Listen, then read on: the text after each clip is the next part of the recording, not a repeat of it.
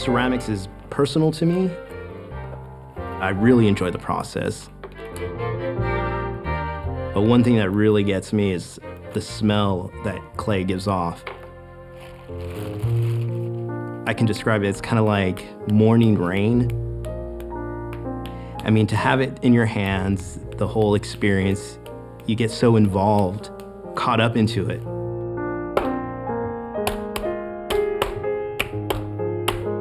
I enjoy that movement, that personal little story that you could really shape into your piece.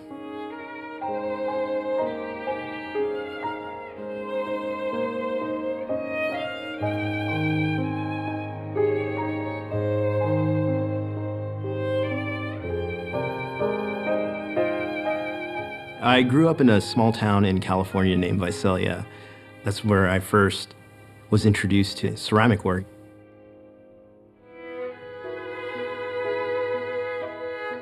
I used to surf in California, but I don't surf anymore.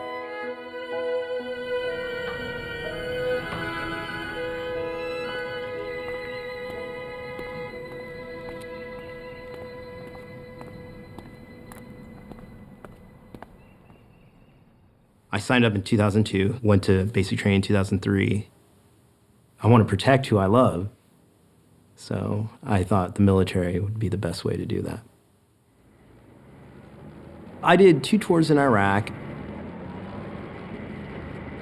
We were in a convoy as the lead vehicle. I was gunning on top of the vehicle.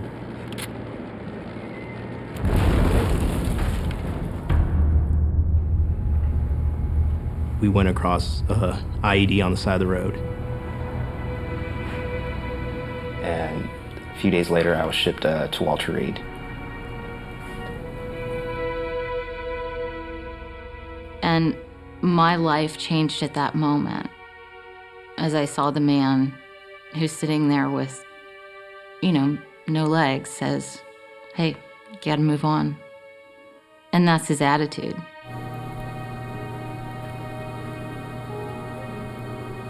He likes to do things as much as he can on his own. He says, "You're as disabled as you want to be."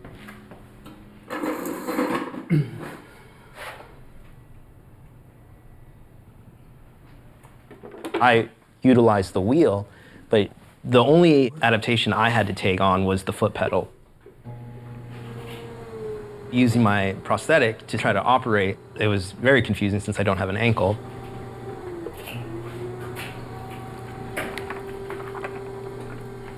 At Walter Reed, I did rehabilitation for about a year. They have an art center, so that's where I started to go back to ceramics. I would drop him off and he would spend a few hours there, created all these different things. And after a few months, he finally shared with me that a lot of the markings on them, it was an expression of what he was feeling and going through. So I'll never look at those cups the same again. I thought, oh, a neat design. But I can see his art now and I understand Jude. And he speaks through it.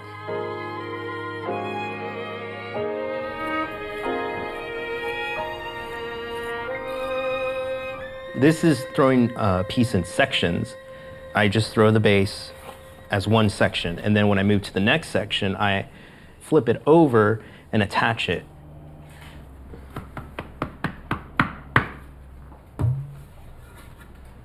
There's more moisture in the connecting areas than any other part of the clay.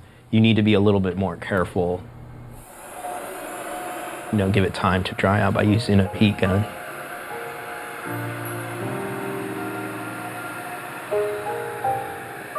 After my rehab, We live in an apartment, not very wheelchair accessible.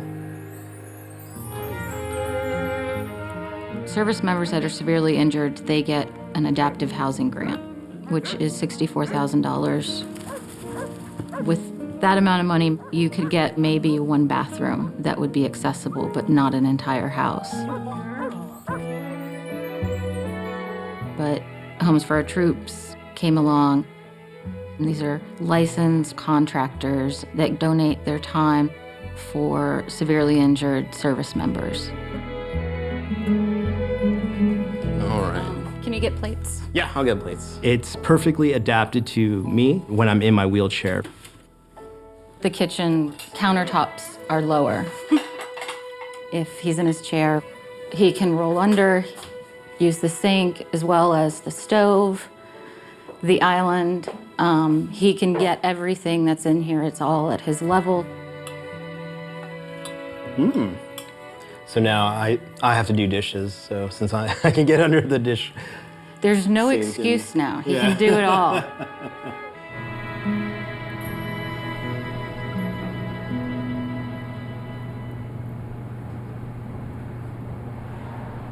I gotta figure out the shape. Just gotta look at it. Gotta step back. You gotta step back and look at it. This is where you get to either have fun or get really upset.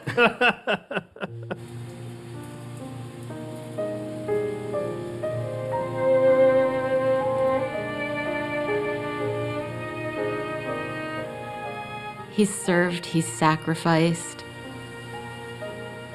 he's healed through pottery.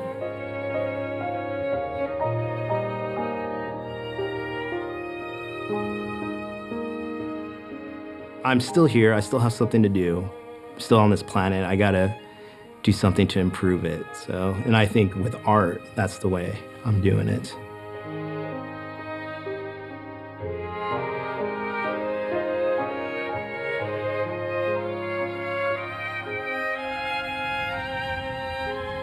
We are very blessed. We have a great life because we've had support, his attitude. Life is good.